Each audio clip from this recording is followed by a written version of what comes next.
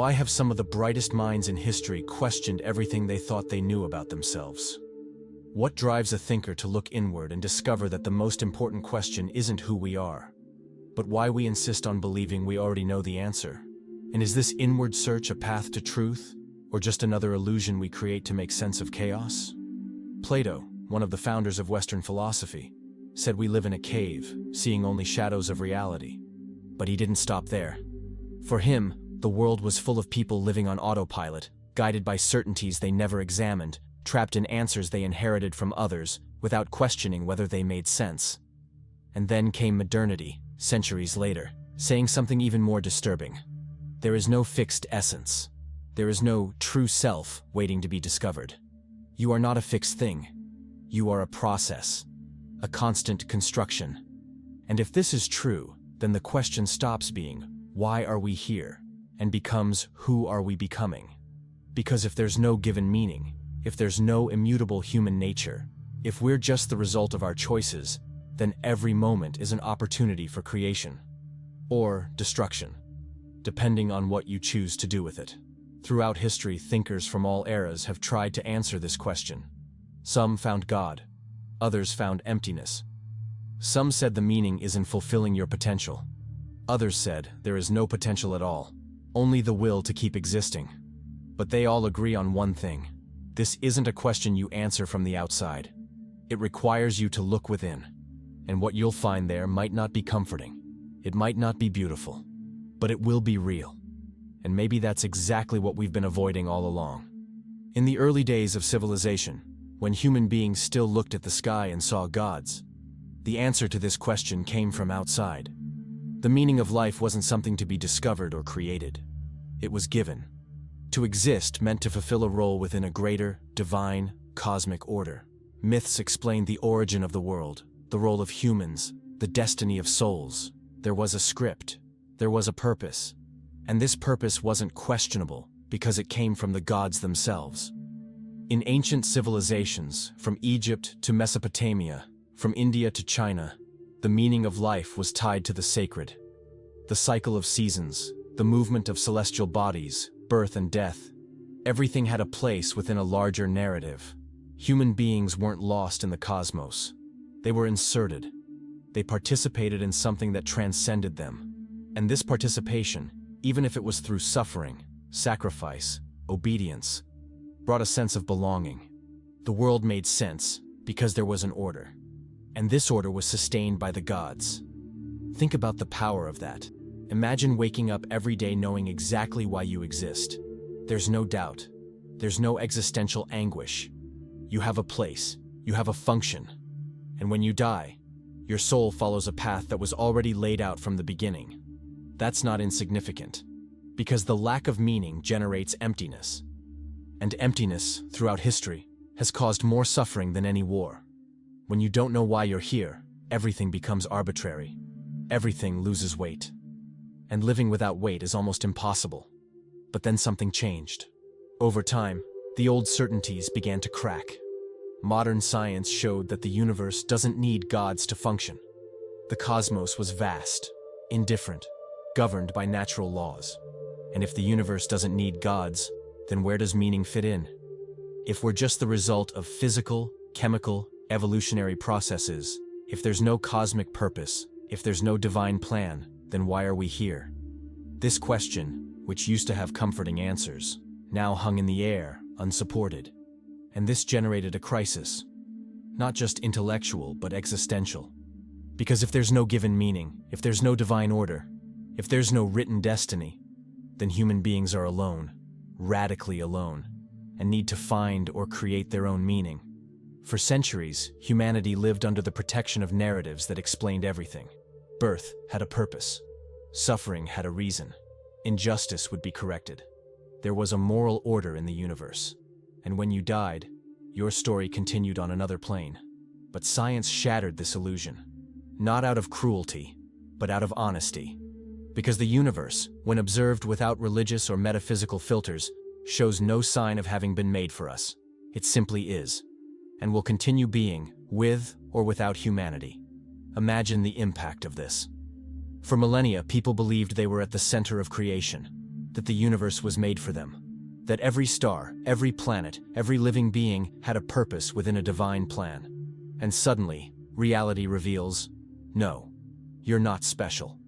You're a cosmic accident, an improbable combination of atoms that gained consciousness for a brief instant, on an insignificant planet, orbiting a common star, in a galaxy among billions, and when you leave, the universe will move forward without even noticing.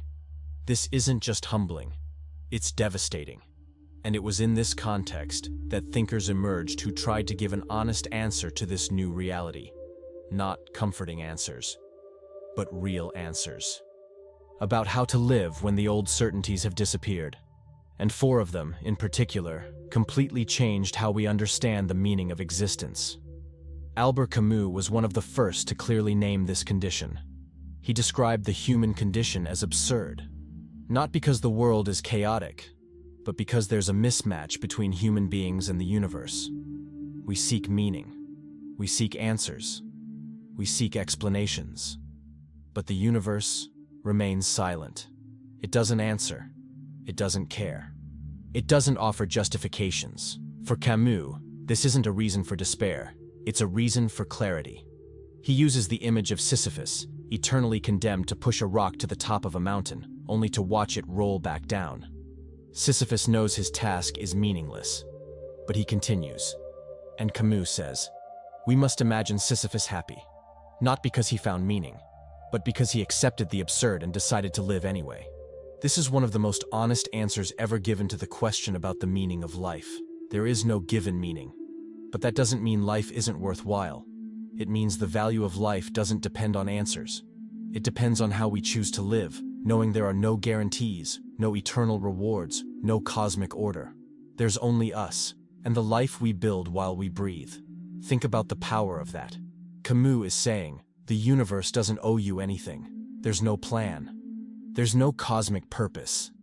And you can react to this in 2 ways. You can surrender to nihilism. You can conclude that if nothing has meaning, then nothing matters. Or you can do the opposite. You can decide that precisely because nothing has given meaning, you have total freedom to create your own. And this freedom, as frightening as it may be, is also a gift. Because it means you're not trapped. You're not determined. You can be whatever you want. The absurd, for Camus, isn't the end. It's the beginning.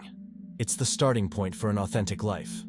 Because when you accept that there are no definitive answers, you stop wasting energy looking for them. You stop waiting for the universe to validate you, and you start building your own path. Not with arrogance, but with humility.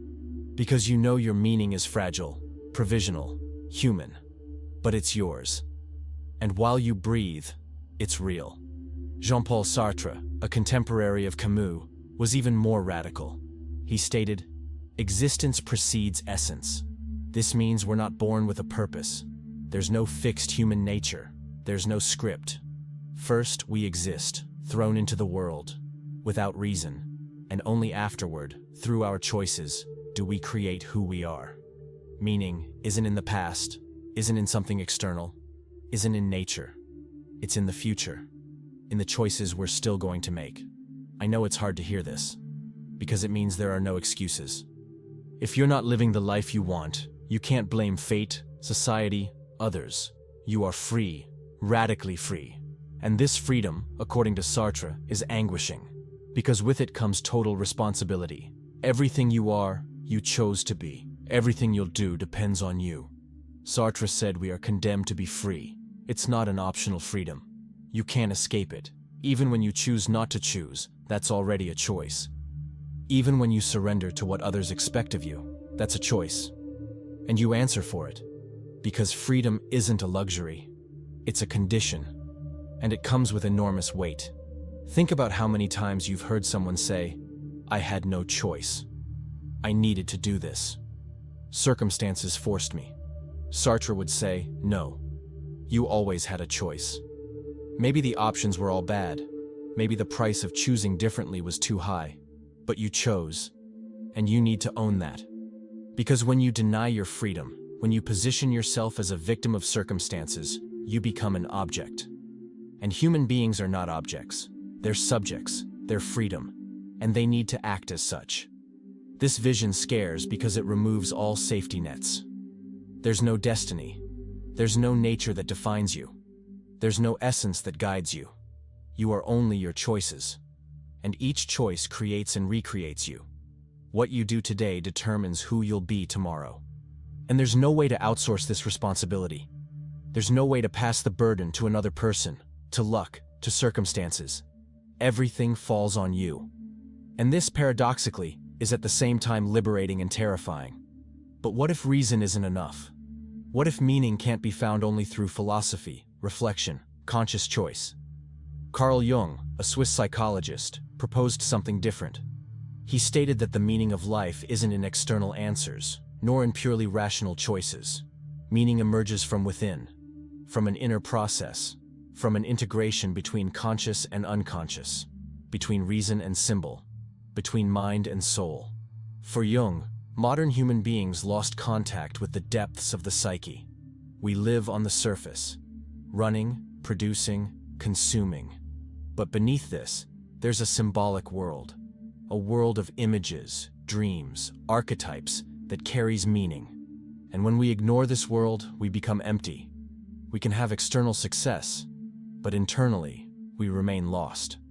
Jung didn't offer a ready answer. He proposed a path, the process of individuation, becoming who you truly are, not who society expects you to be, not who your parents wanted you to be, but who you are, in essence. And this requires diving deep, facing shadows, integrating rejected parts of yourself, dialoguing with the unconscious, finding your own inner truth. This isn't cheap therapy. It's not self-help. It's brutal work, because it means looking at everything you've avoided your whole life. It means facing your fears, your shame, your contradictions. It means accepting that you're not who you thought you were, and that the person you can become is hidden in dark places of your psyche. Jung said that whoever looks outside dreams, whoever looks inside awakens, and awakening hurts, because it means giving up illusions, masks, the comforting fantasies we build about ourselves. The process of individuation isn't linear. It's not quick. It's not easy. It's a journey that lasts a lifetime, and many people prefer not to start, because it's more comfortable to live on the surface. It's easier to follow what everyone expects. It's less painful to keep the masks on than to take them off. But Jung said that whoever doesn't do this work, whoever doesn't dive into themselves, whoever doesn't integrate their shadows, lives a half-life.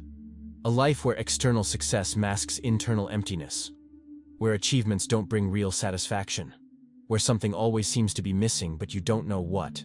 Here enters something that's often confused with religion, but goes beyond: spirituality. I'm not talking about dogmas, rituals, institutions. I'm talking about a direct experience with something greater than the ego, an experience of connection, of transcendence, of depth. When reason isn't enough, when philosophy doesn't answer, when words don't reach, what remains is experience, silence, symbol, pure consciousness. Spirituality, in this sense, is the recognition that human beings are not just mind, not just body. There's something that crosses through, that connects, that transcends. And this something doesn't need a specific name. It can be called consciousness, presence, being. What's important isn't the name, it's the experience.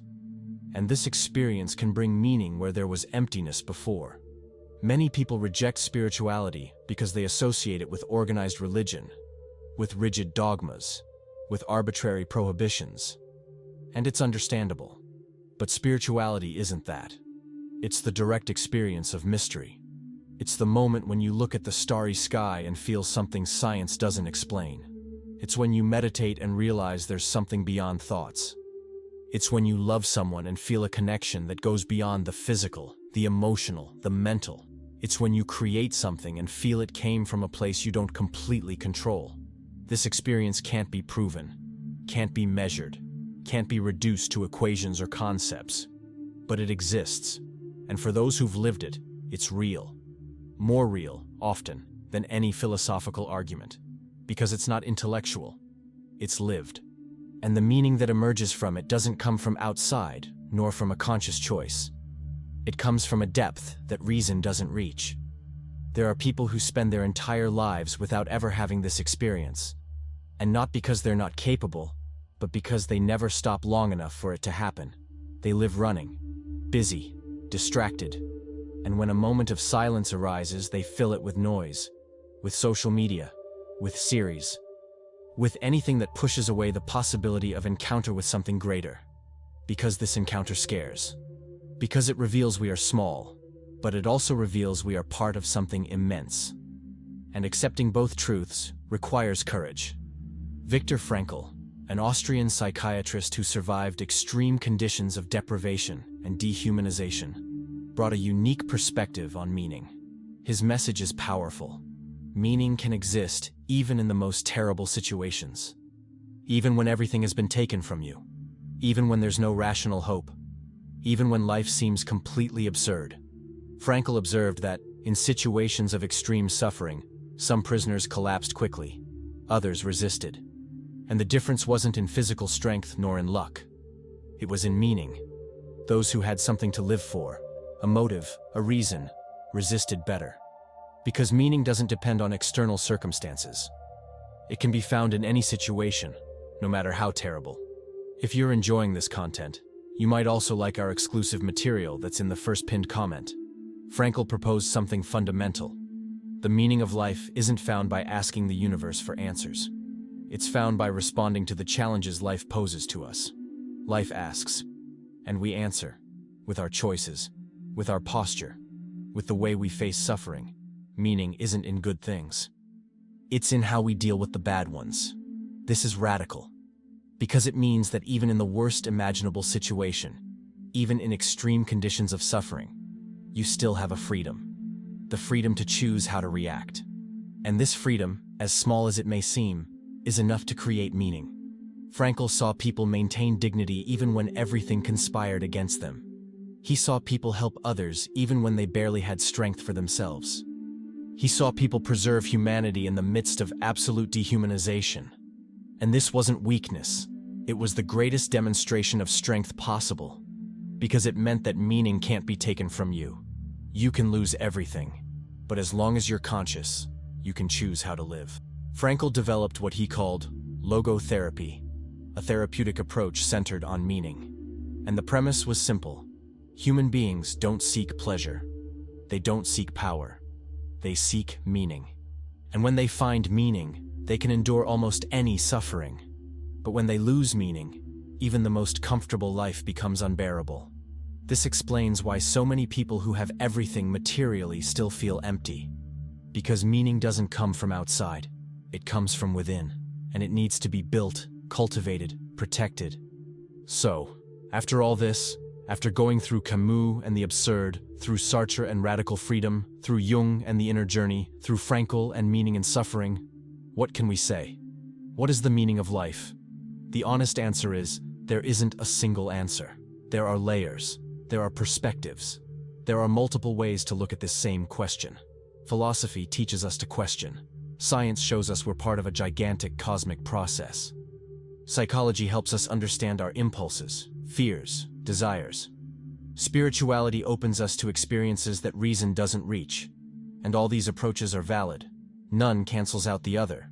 Because human beings are complex. And a question as profound as the meaning of life requires multiple answers. I completely understand when you feel that none of this resolves anything. When you want a clear, definitive answer that takes away the weight of existing. But maybe the issue isn't finding the answer. Maybe it's learning to live with the question. Because the question is what keeps us alive. It's what makes us search. It's what prevents us from settling into ready-made answers. It's completely valid to feel this is insufficient. That you wanted more. That you expected a revelation. But think, if there were a final, definitive, universal answer, what would happen? Everyone would live the same way. There would be no creation. There would be no search. There would be no growth. The meaning of life would be an industrialized product delivered to everyone equally. And where would be the beauty in that?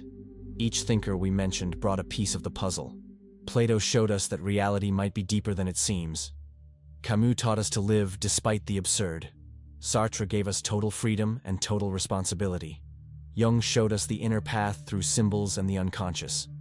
Frankl proved to us that meaning survives even extreme suffering, and none of them are completely right. But none are completely wrong, because they were all looking at the same mountain from different angles, and the mountain is too big to be seen all at once. And maybe that's the deepest truth. There isn't a single mountain.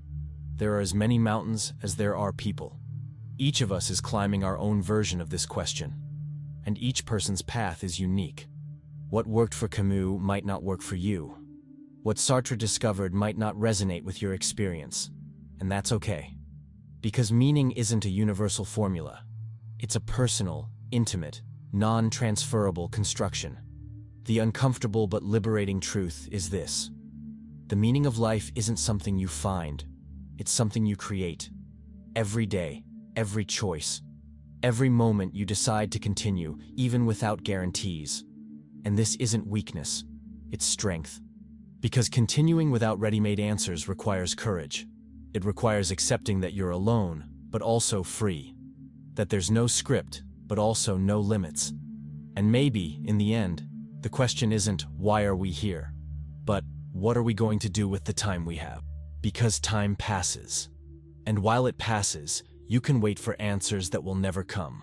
Or you can live. You can create. You can connect. You can search. You can fail. You can learn. You can transform. I'm not saying this to make you anxious, but to wake you up. Because many times we wait for someone, some book, some master, some tradition, some philosophy to deliver meaning ready-made to us. But nobody can do that for you. You're the only one who can give meaning to your life, and this isn't a burden. It's the greatest gift you can receive, the freedom to be whoever you want to be. Think about this. You have a life, a single life, and it's happening now. Not in the future, when you finally find the answers. Not in the past, where things maybe made more sense. Now. And every second that passes without you taking responsibility for your own meaning is a lost second. Not because you need to be productive. Not because you need to conquer things. But because living without meaning is like breathing without air. You can go through the motions, but you're not really alive. So, yes, the question remains. And it will probably remain forever. But that's not a problem. It's an opportunity. Because as long as there's a question, there will be searching. And as long as there's searching, there will be life. Conscious life. Awakened life. Life worth living, not because it has all the answers, but because it has the courage to face the questions. There's something deeply human in seeking meaning. No other animal does this. No other living being questions its own existence. Only us. And this can be seen as a curse, as a burden, as a difficulty. Or it can be seen as a privilege, as an opportunity, as the most important characteristic of what it means to be human. Because we don't seek meaning just to comfort ourselves. We seek it because we are beings who transcend the immediate, who look beyond the present, who ask ourselves not just what is, but what should be.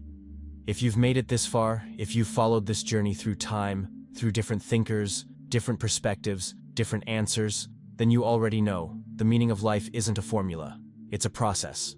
And this process is unique for each person. Because each person lives in a different context, faces different challenges, has different dreams. And that's right. There's no single path. There are thousands. And your path is the one you're building now, as you read this, as you reflect, as you decide what to do next. Maybe the meaning of life is precisely this, in the capacity to keep asking the question, to keep searching, to keep living with awareness, even when answers don't come. Because what's the alternative? Stop thinking? Accept any ready-made answer just to have some comfort? No. The greatness is in remaining in the question, in living with it, in letting it transform you, challenge you, awaken you. Because the moment you stop asking, you stop truly living. You become just an automaton, repeating patterns, following scripts, waiting for the end. So subscribe to the channel, leave your like, and keep searching. Not because you'll find all the answers, but because the search itself is already the meaning. And while you search, you're alive. Fully alive.